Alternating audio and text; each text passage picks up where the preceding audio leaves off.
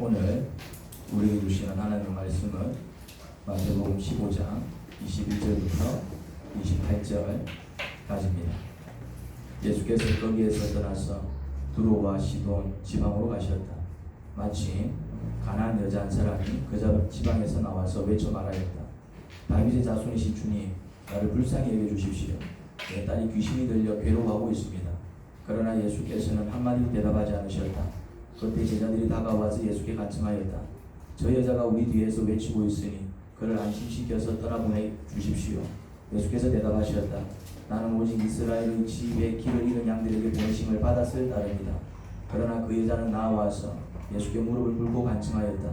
주님, 나를 도와주십시오. 예수께서 대답하셨다. 자녀들의 빵을 집어서 개들에게 던져주는 것은 옳지 않다. 그 여자가 말하였다. 주님, 그렇습니다. 그러나 개들도 주인의 상에서 떨어지는 부스러기는 얻어먹습니다.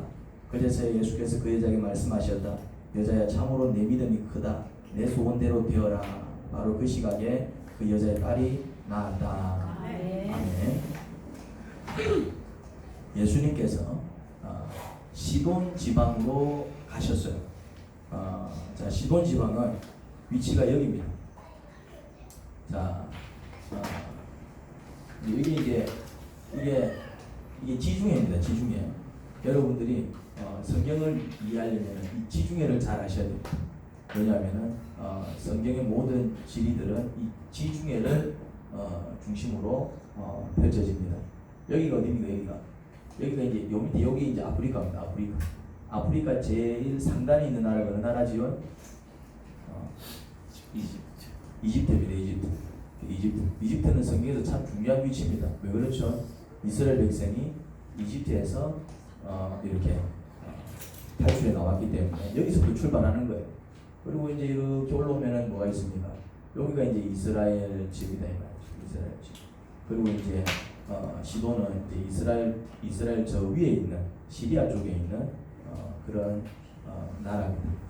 그리고 이제 여기 지방은 바울이 선교 여행을 했던 그런 지역들이죠. 이제 이게 뭔지 아십니까? 이게 요 밑에 요거 여기 파란 거. 요거를 항상 외우시 바랍니다. 이게 사해입니다. 사해. 그 유명한 사해. 여기는 여러분들이 절대로 빠져 죽지 않습니다. 사해 바다는 사람이 절대로 빠져 죽지 않습니다. 왠 줄 아십니까? 여러분들이 떠요. 여기는 다른 일반 바다보다 염분이 7배나 더합니다. 굉장히 염분이 진합니다. 염분이 진하면은 몸이 안 가라앉습니다. 몸이 안 가라앉아요. 여기는 튜브 없이 그냥 들어눕잖아요. 몸이 떠요. 그런 바다입니다. 여기는 이제 죽은 바다라고 하는 이유가 뭐냐면은 염분이 7배나 더하니까 물고기가 살겠어요? 못 살겠어요? 그래서 이제 사해 죽은 바다라고 얘기합니다. 대신 여기는 천연 자원이 엄청나게 뭉쳐 있습니다. 뭐 소금은 물론이거니와 하여튼 좀 많은 좀 천연 자원들이 뭉쳐 있는 그런 곳입니다. 자, 여기 쫄쫄쫄쫄 놀란 강입니다. 요거 뭘까요? 요거 갈릴리. 이게 이제 갈릴리 호수입니다. 이제 요 위치를 항상 기억해 주셔야 돼요. 그러면 대충 답이 나와요. 사해 바로 옆에 예루살렘이 있습니다. 그러면 이쪽이 유다란 뜻이겠죠? 유다 지역. 유다 지역 위에 뭐가 있다? 사마리아. 사마리아 위에 뭐가 있다? 사마리아 위에 갈릴리 지역. 갈릴리 호수 이름 따가지고. 자, 그 위에 뭐가 있다? 시돈이 있습니다. 오늘 이제 이야기가 펼쳐지는 지역은 시돈. 그러니까 이스라엘 지역 저 위에 있는 북쪽 나라입니다. 그럼 이제 위치가 이제 어디쯤인지 좀 감이 잡혔을 것입니다. 이제 그곳에 예수님께서 가셨어요. 그곳에 저 북쪽까지 올라가신 거예요. 저 위쪽까지. 그런데 거기는 이제 이스라엘 나라가 아니고 이제 어느 나라입니까? 이제 시리아라는 이제 이방 나라입니다. 이방 나라. 시돈 지역은 이스라엘 나라 안에 있는 도시가 아니고 이제 이방 나라입니다. 이방 도시입니다. 그 시돈 지방으로 가셨는데 거기서 이제 한 여인이 찾아온 거예요. 오늘 보면은 22절을 보니까 가나안 여자 한 사람이 그 그 지방에서 나와서 외쳐 말하였다. 다윗의 자손이신 주님 나를 불쌍히 여겨 주십시오. 내 딸이 귀신이 들렸습니다. 이방 여인이 예수님께 도움을 구하는 것을 볼 수 있습니다. 지금 어떤 상황입니까? 어떤 도움입니까? 딸이 귀신이 들렸습니다. 귀신이 들렸다는 말은 무슨 말입니까? 귀신이 들렸다. 정세가 보면 딸이 지금 미쳐 있다는 얘기겠죠. 귀신이 들리면 이제 정상이 아니잖아요. 그러니까 이제 딸이 지금 정상이 아닌 거예요. 이제 미쳐 날뛰는 것이죠. 귀신이 들렸으니 이제 정상적으로 살지 못하고 있었을 것이고, 그리고 뭐라고 얘기합니까? 내 딸이 귀신이 들려가지고 지금 무척 괴로워하고 있습니다. 딸도 지금 굉장히 괴로워하고 있는 상황입니다. 보면 제대로 귀신이 들렸나 봅니다. 이제 별 방법을 다 찾아봤겠죠. 아마 용하다는 사람은 다 찾아가 봤을 거고, 뭐 용하다는 방법은 다 취해봤을 겁니다. 하지만 소용이 없었나 봅니다. 그러니 예수님한테까지 왔겠죠.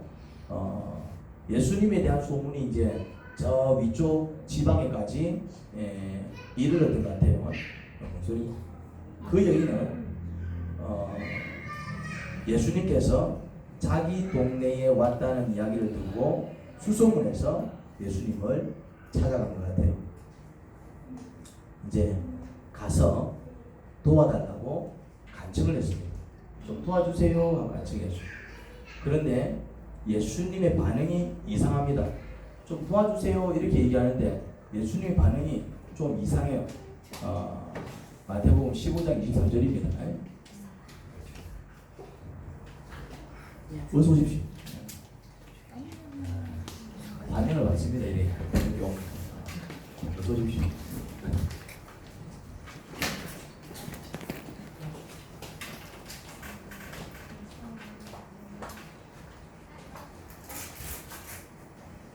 오시느라 고생하셨습니다. 오늘 이걸 오시는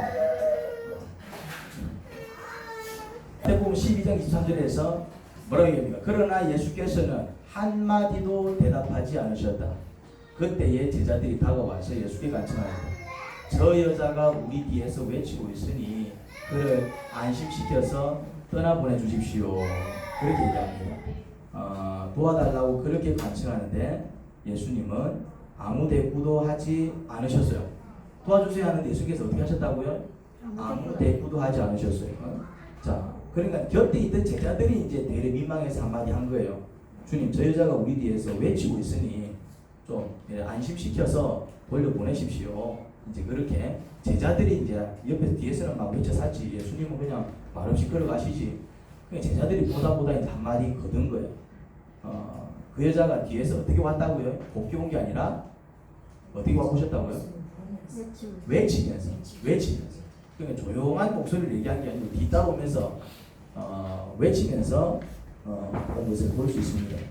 그런데 예수님은 뒤에서는 막 외치는데 예수님은 어떻게 걸어가셨다고요? 그냥 말없이 그러든지 말든지 그냥 묵묵히 걸어가셨어요.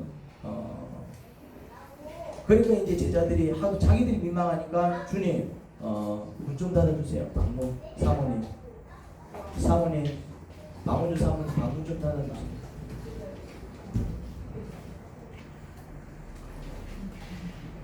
그러니까 이제 예수님께서 대답을 하셨어요.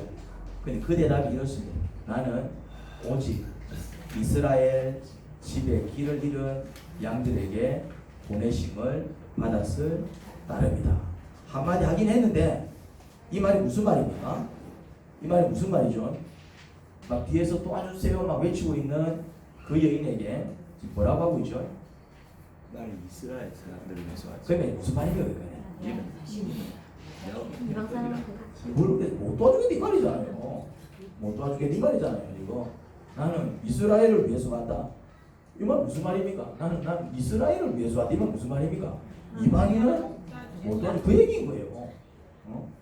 그냥 돌아가라는 얘기죠. 그냥 돌아가라는 얘기입니다. 이제 그렇게 얘기를 하니까 이제 이 여인이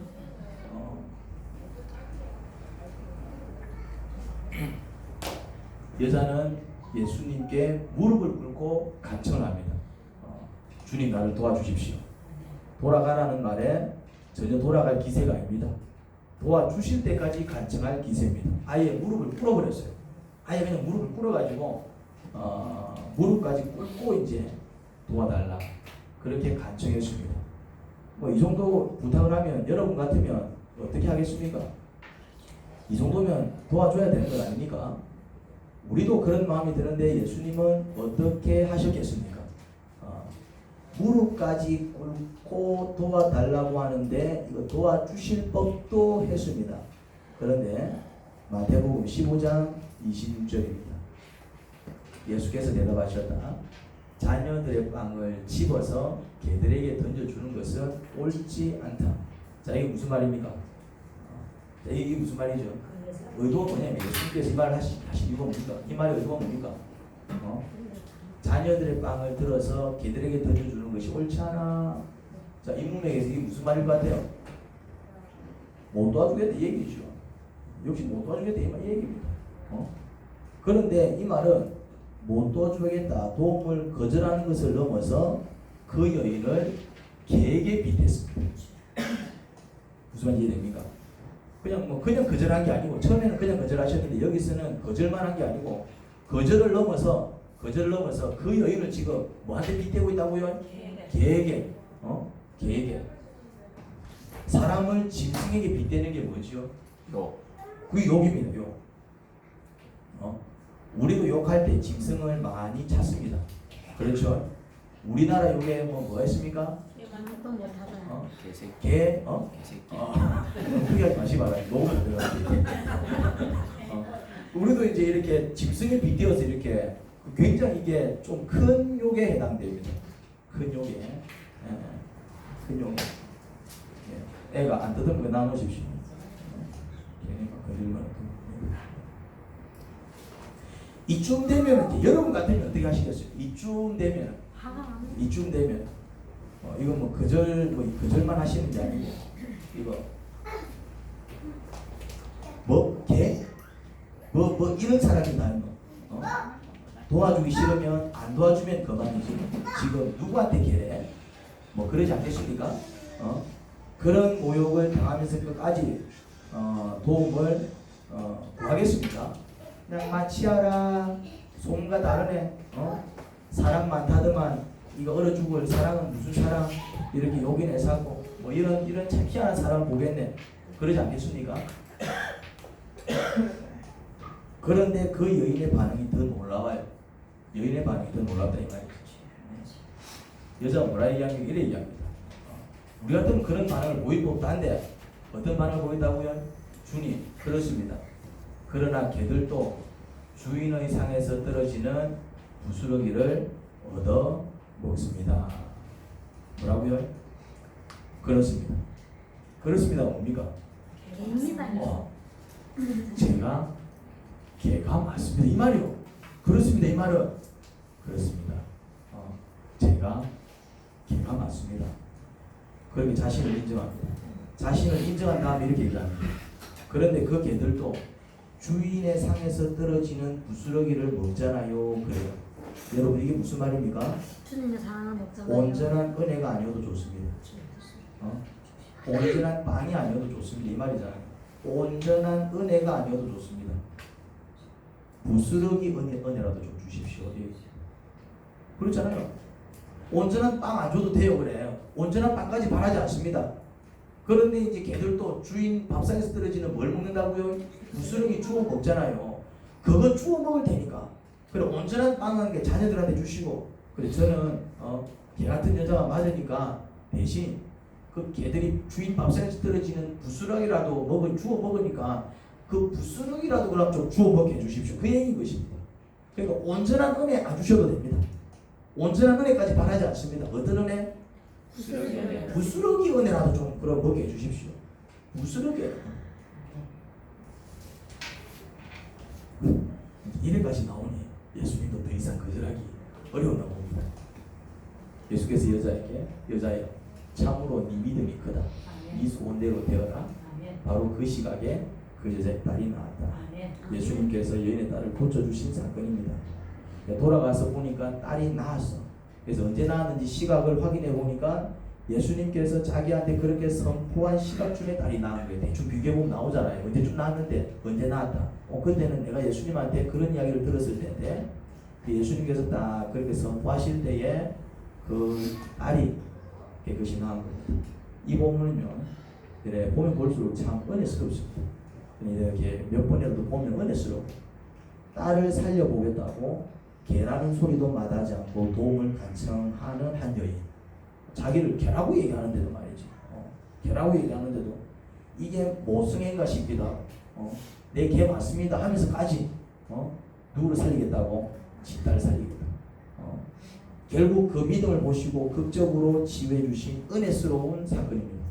보면 볼수록 은혜스러워요. 야, 그럼에도 불구하고 이 본문은 보면 볼수록 또 이런저런 의문이 꼬리에 꼬리를 묻니다. 보고 있으면은 은혜는 스러운데, 야, 딸을 위해서, 야, 저렇게 자기를 개라고 얘기하는데도 막 굴하지 않고 무릎까지 꿇면서 내 딸 살려달라고.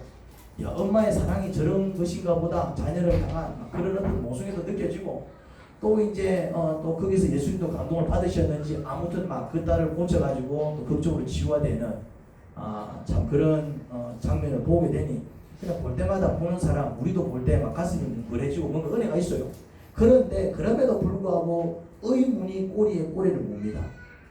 진짜 사랑 많은 예수님께서 이방 여인에게 개라고 한 것도 납득이 가지 않고 예수님 같지 않은 모습이에요.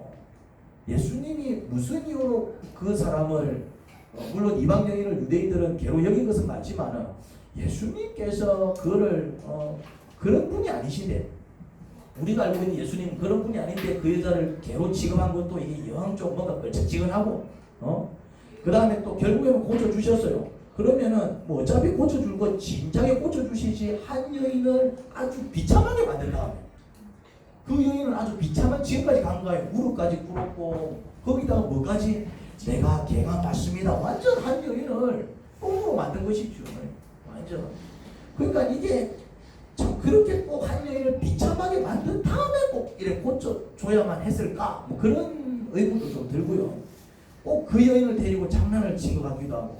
그런데 예수님께서 농담을 전혀 안 하시는 건 아니지만 이렇게 한 사람의 인격을 가지고 농담을 하시는 또 그런 분도 아닌 걸로 알고 있는데 이게 하여튼 은혜는 스러운데 또 이 본문을 가만히 보면은 또 어떤 느낌이 든다고요?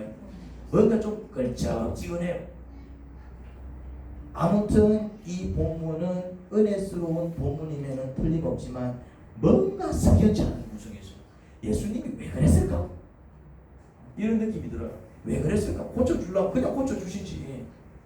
꼭 이렇게 한 사람을 마치 개로 매도해가지고 꼭 그렇게까지 비참하게 만들 이유가 있었을까? 이유가 있었습니다. 이유는 이러합니다. 예수님께서 문제를 해결해 주시기 전에 그 문제의 원인을 알려주고 싶으셨습니다. 뭐라고요? 예수님은 그 딸을 고치기를 원하셨어요. 치료하기를 원하시는 하나님. 그런데 그 문제를 해결하기 전에 귀신을 쫓아내는 그 일을 해주시기 전에 뭐 먼저 하기를 원했냐 하면은 그 원인, 딸이 왜 귀신이 들렸는지 그 원인을 알려주고 싶었어요. 만약 그 원인을 알려주시지 않으면은 딸이 치료된 후 제거되지 않은 그 원인으로 인해 딸이 다시 귀신 들릴 수 있었습니다. 많은 사람들은 어떤 문제가 발생하면은 그 문제만 해결되기를 바랍니다. 문제가 빡 터지면은 이 문제 어떻게 하지? 문제에만 초점 맞추고 그 문제만 해결되기를 바래요. 몸이 아프다 그럼 빨리 몸이 낫기를 바란다 이 말이죠. 어떤 사건이 빡 터지면은 빨리 이제 이 문제를 수습하기만을 바래요. 그런데 문제만 해결하면 어떤 일이 벌어질까요? 몸이 아파서 몸을 이래 고치든 저래 고치든 아니면 어떤 일이 빵 터져가지고 막 이래 수습하든 저래 수습하든 문제만 해결하면 어떤 일이 벌어질까요? 시간이 지나면 비슷한 문제가 또 발생합니다. 무슨 말인지 이해됩니까? 문제만 해결하면은 귀신만 쫓아내버리면은 귀신이 든 그 원인과 이유는 제거되지 않은 상태에서 귀신만 쫓아내버리면은 나중에 어떤 일이 벌어진다고요? 그 해결되지 않은 그 원인에 의해서 귀신은 다시 들 수 있는 것. 그러니까 예수님께서는 귀신을 쫓아내는 것도 중요하지만은 예수님은 한 가지 더 관심을 가지셨습니다. 그게 뭡니까? 그 딸이 귀신이 들린 원인도 같이 알려주고 싶으셨습니다.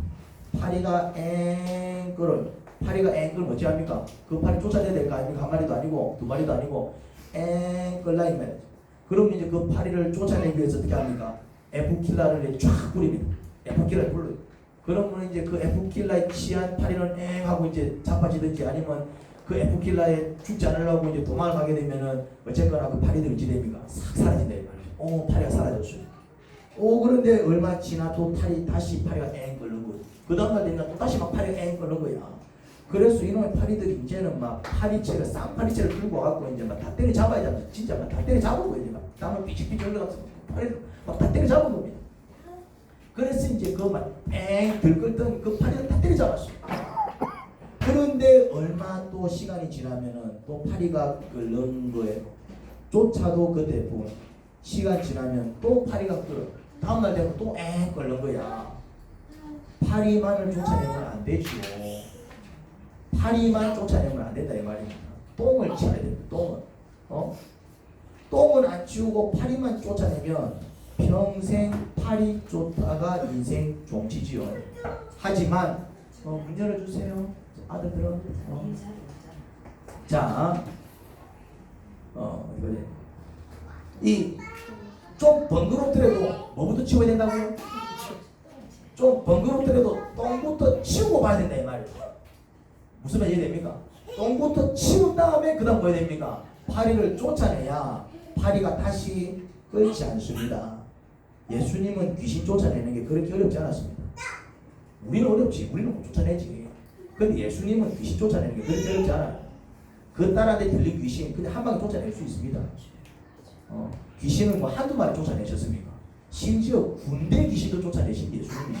어떤 사람은 군대 귀신이 들려서 군대 귀신은 수가 많은 귀신입니다. 그냥 막 집단으로 사람을 괴롭히는 귀신이에요. 예수님은 그런 군대 귀신도 그냥 쫓아내셨어요. 귀신 쫓아내는데 대가시다 이 말이죠. 예수님께서 그 귀신을 못 쫓아내가지고 뭐 네가 괜히 저니 뭐 이런 소리를 한 게 아니라 귀신이 붙은 그 원인을 해결하지 않은 상태에서 귀신만 쫓아내면은 귀신만 해결되면은 어떤 일이 벌어진다고요? 해결되지 못한 그 원인에 의해서 시간이 지나면은 다시 귀신이 붙는다 이 말이지. 그러면 소용이 없잖아요. 그래서 예수님은 귀신을 쫓아내기 전에 먼저 그 딸이 귀신이 들린 원인부터 제거하시기 위해서 그 여인에게 그런 태도를 취하신 것입니다. 아멘 아멘. 그러면 도대체 원인이 뭐길래 그 여인을 개에게까지 빗댔을까요? 그 원인이 뭔데? 그 원인을 설명해 주면 되지. 왜 그 엄마를 개로 만드냐 이 말이지. 원인은 이렇다. 이것부터 해결해라. 그래 얘기해 주면 되지. 왜 멀쩡한 그 엄마를 말이지. 딸을 위해서 살려달라고 찾아온 그 엄마를 말이지. 개까지 빗대가면서 이 개다 이러고 있잖아요 지금. 그게 바로 귀신 들린 원인이었습니다. 그 여인은 딸이 귀신 들릴 때까지 딸의 형편을 전혀 모르고 있다가 귀신 들려 정상적인 생활을 못하는 지경에 이르자 비로소 딸에게 문제가 있는 줄 알고 내 딸을 저지하고 호두갑을 든 것입니다. 그러니 이 여자는 사실은 그 딸한테 있어서는 빵점짜리 엄마 개 같은 여자가 맞아든 것입니다. 귀신이 들렸다는 것은 정신적인 상태가 갈 때까지 갔다는 말인데 한 번에 그렇게 되지 않습니다. 순차적인 과정을 통해서 그 지경까지 가요. 여러분, 암이 한 번에 말기가 됩니까? 암이 한 번에 말기가 되냐고요. 말기 전에는 반드시 3기, 3기 전에는 2기, 2기 전에는 1기, 1기 전에는 초기의 단계를 거칩니다. 맞죠? 그런데 병원에 갔더니 말기래. 그거는 무슨 말이냐면은 그 사람이 말기가 될 때까지 자기 건강을 안 돌봤다는 거야. 이해가 됩니까? 한순간에 말기가 된 게 아니고 그 사람은 병원에 가가지고 말기라는 진단을 받기까지 그 사람은 뭐 했다고요?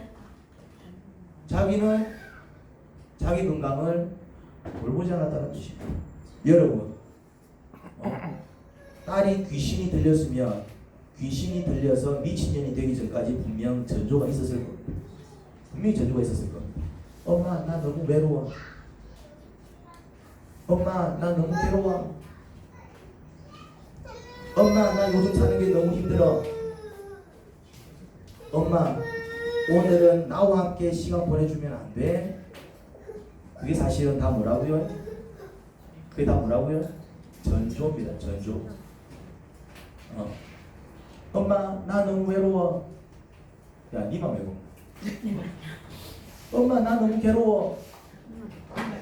살면서 안 괴로운 사람이 없는데? 엄마 나 요즘 사는 게 너무 힘들어. 다 힘들게 살아. 엄마 오늘은 나와 함께 시간 보내주면 안 돼? 엄마가 노는 사람이다. 너그 뒷바라지하고 바꾸리 하는 게 쉬운 줄 알아? 엄마가 니랑 놀아줄 시간이 어디 있냐? 나이가 몇 대인데 그 정도 앞가림은 알아서 해야지. 맞아요. 엄마가 작정하고 딸이 귀신 들리게 만들었을까요? 엄마가 작정하고 내가 인연을 내가 귀신 들리게 만들어야지. 그렇게 작정하고 귀신 들리게 만들었을까요? 그런 엄마가 어디 있습니까? 도라이가 아닌 아니는 아닙니다. 그 또한 하루하루 사는 게 쉽지 않았을 겁니다. 전투 같은 삶을 살아내기 위해서는 고군분투했을 것입니다. 그럼에도 불구하고 딸에게 있어서는 어떤 엄마라고요? 개 같은 엄마가 맞지요. 딸이 귀신이 들려 미친년이 될 때까지 전혀 그 낌새를 느끼지 못했으니 그리고 방치했으니 엄마로서는 빵집이 맞다 이 말입니다. 예수님께서 귀신 들린 딸을 고쳐주시기 전에 먼저 그 엄마를 개 같은 엄마로 만든 이유는 내가 네 딸을 고쳐주면 그때부터는 그에게 좋은 엄마가 되죠. 그 이야기인 것입니다. 바쁜 거 알아. 예수님께서 그거 모시겠습니까? 네 힘든 거 알아. 그렇지만 딸이 엄마의 사랑과 관심을 원하면 바쁘다는 이유로 힘들다는 이유로 딸을 외면하는 그런 빵점짜리 엄마가 되지 말고 그럼에도 불구하고 그 아이를 사랑하고 품어주는 그런 100점짜리 엄마가 되어줘. 그런 얘기인 것입니다. 그런데 그 여자가 그걸 인정한 겁니다. 저는 걔가 맞습니다. 그걸 인정한 거라니까. 딸이 귀신 들려 미친년이 될 때까지 내몰랐으니 저는 진짜 걔 같은 엄마가 맞습니다. 나는 빵점짜리 엄마가 맞아요. 그걸 인정한 거라니까. 바쁘다는 이유로 힘들다는 이유로 아이한테 아무렇지 않게 상처를 주고 내 힘든 것만 아이한테 얘기했지 정작 아이의 형편은 해려주지 못했으니 그래서 결국 저 지경이 될 때까지 아이를 위해서 제가 한 것이라고 아무것도 없으니 생각해보니까 그런 거야. 예수님 말씀이 맞아. 아이를 위해서는 정작 해준 게 없어. 그러니 저는 걔가 맞습니다. 앞으로는 좋은 엄마가 될 테니 제발 우리 딸 고쳐 주셔요 한 겁니다. 이해가 됩니까 이제? 뭐가 해결됐습니까 이제?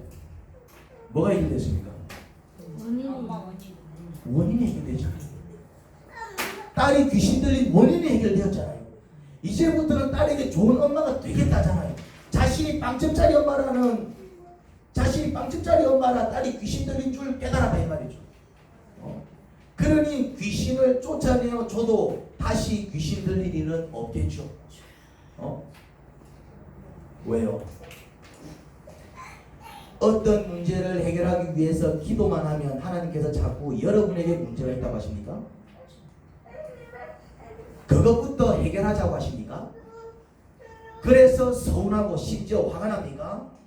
그렇다면 오늘 본문을 통해서 딸을 살리기 위해서 자신이 개라는 사실까지 인정한 한 여인에게 교훈을 얻으시기 바랍니다. 그 여인은 억울하지 않았겠습니까? 그 여인은 이 개야라는 소리 들었을 때 내 개 맞습니다 라고 인정하는 게 쉬웠을까요? 자기는 억울하지 않았을까요? 내가 왜 개야? 열심히 산 죄밖에 없잖아요. 뭐라고요? 열심히 산 죄밖에 없는데 내가 일부러 딸을 방치했어? 일부러 딸을 방치했습니까? 내가 이렇게 딸을 방치하면 귀신 들려 미친년 되겠지? 뭐 그런 것을 작정이라도 했냐 이 말입니다.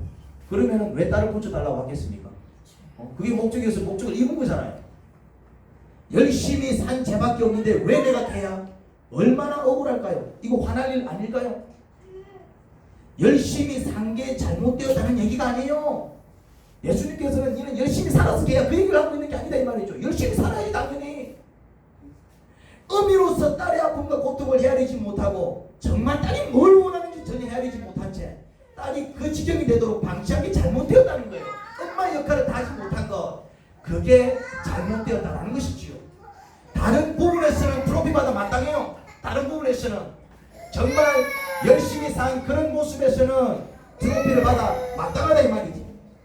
어쨌든 딸이 그 지경이 되도록 내몰란 자로서 빵집자리 엄마, 개 같은 엄마가 맞다 이 말이지. 우리 아이 하나를 감당 못해가지고 사모님 방금 들어서 사서 기도 좀 한번 해주세요. 원래 저래 잘 우는 애가 아닌데 아이를 위해서 기도를 많이 해주시기 바랍니다. 심리적으로 그러는 것 같아요. 여러분, 어떤 문제를 해결하기 위해서 간절하게 기도할 때 어떤 문제가 생겨서 간절하게 기도한다 이 말이죠. 하나님 좀 이 문제 좀 해결해 주십시오. 몸이 많이 아픈데 몸 좀 고쳐 주십시오. 우리 가정에 이런 문제가 있는데 이런 문제를 좀 해결해 주십시오. 자꾸 이런 문제가 생겨가지고 지금 힘듭니다. 사업에 문제가 생겼습니다. 이제 하여튼 많은 기도들이 그렇잖아요. 대부분 기도들이. 그렇게 간절하게 기도할 때 하나님께서 여러분을 개로 만드시는 경우가 있습니다. 문제가 있어서 왔는데 나를 개로 만들어. 하나님이 야 네가 개야. 네가 개라서 그래. 네가 고집불통이야. 네가 고집불통이라서 그래. 네가 이기적이야. 네가 그렇게 힘든 이유가, 그런 문제로 네가 시달리는 이유는 네가 이기적이어서 그래. 네가 얼마나 이기적인지 몰라. 지금도 네밖에 모르잖아. 왜 너는 네가 상처받는 것만 생각해? 네는 얼마나 상처를 줬을 것 같으냐? 지금 너는 네가 상처받는 것만 이야기하지 네가 상대방에게 얼마나 상처를 줬을지는 전혀 모르고 있지 않느냐? 그래. 네 남편한테만 문제가 있을까? 네 아내에게만 문제가 있을까? 네한테는 아무 문제가 없을까? 그러면 왜 너는 그렇게 고통스러워하지? 아무 잘못도 없는 너에게 내가 판결을 잘못 내려서 내가 너에게 고통을 내렸다 이 말이니? 무슨 말인지 이해됩니까? 저는 대언 은사가 있어서 대언 기도를 잘해줍니다. 그런데 대언 기도를 해주면은 모든 사람들에게 공통적으로 나타나는 반응이 있습니다. 모든 사람들에게 좋은 기도를 해주면은 굉장히 좋아합니다. 그런데 뭔가 이제 그 사람의 잘못을 지적하는 대언을 해주면은 표정이 0, 10은 계산이 됩니다. 모든 사람들이 그래. 때로는 대언이 나갈 때 뭔가 이렇게 좋은 말씀이 나갈 때도 있잖아요. 하나님 말씀이 한번 복을 빌어주고 그러면 다들 막 좋아 죽어요. 그런 때로는 이제 뭔가 이제 그 사람이 어떤 문제를 지적한다든지 뭔가 하나님께서 바라는 거 이랬으면 좋겠다 얘기하면은 영 표정이 이제 일그러지는 것을 보고 마치 억울하다는 표정을 짓습니다. 마치 억울하다는 표정. 저는 예민한 사람이기 때문에 그런 걸 좀 잘 느끼는 편입니다. 그래서 막 기도해주기 싫을 때가 정말 많습니다. 그래서 제가 한동안 대응 기도를 잘 안 해줬습니다. 한 달 반 표정만 일그러집니다. 그렇지만 요즘은 그래도 하려고 애를 씁니다. 왜냐하면 하나님은 사랑의 하나님이시고 용서의 하나님이시죠. 할렐루야.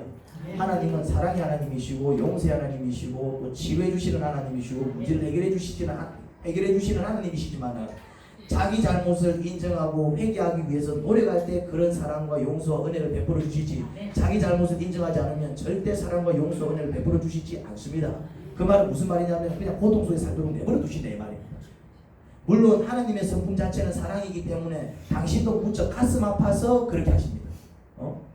이제 그만 너의 잘못을 인정하고 회개하지 않을래? 왜 계속해서 그렇게 고통을 자초해 내까지 가슴 아프게 만들면서 가네? 이게 하나님의 성품입니다. 예수님께서 그 여자를 언제 봤다고 개라는 말로 그 여자에게 미움을 살 이유가 없잖아요. 그 여자 처음 봤다니까 그날. 그런 여자한테 너 개야 이런 말 해가지고 그런 말 듣기 좋아하는 사람이 어디 있어? 그런 말해서 괜히 그 여자한테 미움을 살 이유가 없잖아. 무슨 말 이해가 됩니까? 하지만 나는 개 같은 어미가 맞습니다 라고 인정하는 순간 그 여자는 좋은 엄마로서 거듭나는 순간이 됐을 것입니다. 이해가 됩니까? 맞습니다. 주님 말 들어보니까 내가 빵집짜리 엄마가 맞네요. 인정하는 순간 그 여자는 그럼 내가 앞으로는 좋은 엄마가 돼야지 그런 결단 안 했겠습니까? 인정하는 순간 그런 결단 같이 나오죠. 응? 그리고 주님은 마음 편히 그의 딸을 고쳐주실 수 있었습니다.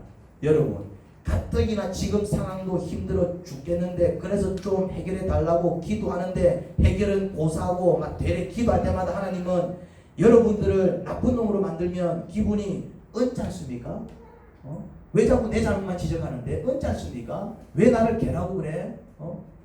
언짢지 않습니까? 그때 자존심을 꺾으셔야 됩니다. 그때 자존심을 꺾으셔야 돼요. 그때 주님께서 야 네가 개야 라고 말씀하시면은 어떻게 해야 된다고요? 다치지. 내가 왜 개인데 다치지. 하지만 그때 자존심을 꺾어야 되는 거예요. 어떻게? 주님 제가 개가 맞습니다. 주님께서 야 니한테도 문제가 있어 그러면은 내한테 무슨 문제가 있는데 내 문제보다 그 사람 문제가 더 크잖아요. 그렇게 자존심을 세운 게 아니라 어떻게 한다고요? 주님께서 그렇게 말씀하실 때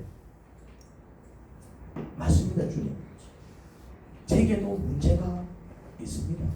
야 네가 고집이 세서 그래. 그러면 어떻게 한다고요? 맞습니다. 제가 한 고집하지요. 그렇게 자존심을 꺾고 자신이 그러함을 겸손히 인정하시기 바랍니다. 여러분 주님께서 네가 개야 할 때 자존심 좀 상하지만은 제가 개가 맞습니다 이렇게 인정하는 순간 그 인정은 결국 어떤 고백입니까? 내가 앞으로는 개보다 나은 사람이 되겠습니다. 그런 결단인 거예요. 맞습니다. 주님 제가 고집이 좀 센 편입니다. 인정할 때 무슨 말입니까? 이제는 제가 고집을 좀 꺾어보겠습니다. 그래 얘기하는 겁니까? 주님 맞습니다. 저한테도 문제가 있습니다. 이렇게 인정하는 순간 그 인정은 무엇이겠습니까? 그러면 저는 제 잘못을 고치기 위해서 한번 애써보시오. 좋은 사람으로 내가 거듭난다 이 말이에요. 좋은 사람으로 내가 거듭난다. 그리고 여러분이 고통스러워하고 괴로워하는 문제도 함께 해결됩니다. 할렐루야. 아멘. 할렐루야. 이게 신앙생활입니다. 이게 신앙생활입니다. 신앙생활은 내가 개라는 사실을 깨닫는 것에서부터 시작하는 게 신앙생활입니다. 신앙생활은 내가 고집불통이라는 사실을 깨닫는 것에서부터 시작하는 것입니다. 신앙생활은 내가 빵집짜리 엄마라는 사실을 깨닫는 것에서부터 시작하는 것입니다. 신앙생활은 내 나름대로 열심히 살았지만 내가 그렇게 좋은 부모가 아니었구나 라고 깨닫는 것에서부터 시작하는 것입니다. 신앙생활은 내가 좋은 남편이 아니었구나, 내가 좋은 아내가 아니었구나, 그것을 깨닫는 것에서부터 시작합니다. 그것을 인정할 때 어떤 일이 벌어진다고요? 그걸 인정 못하면은 그냥 이거 나가는 거지. 내가 왜 이랬다고 나가는 거지. 근데 그걸 인정하는 순간 그 사람은 그러면 이제부터 걔보다 나은 사람이 되겠습니다. 이제는 내 고집을 한번 꺾어보겠습니다. 좋은 사람으로 거듭난다. 그리고 그런 마음 상태가 될 때 자신의 잘못과 자신의 허물을 먼저 인정하는 사람이 될 때 뭐까지 해결된다고요?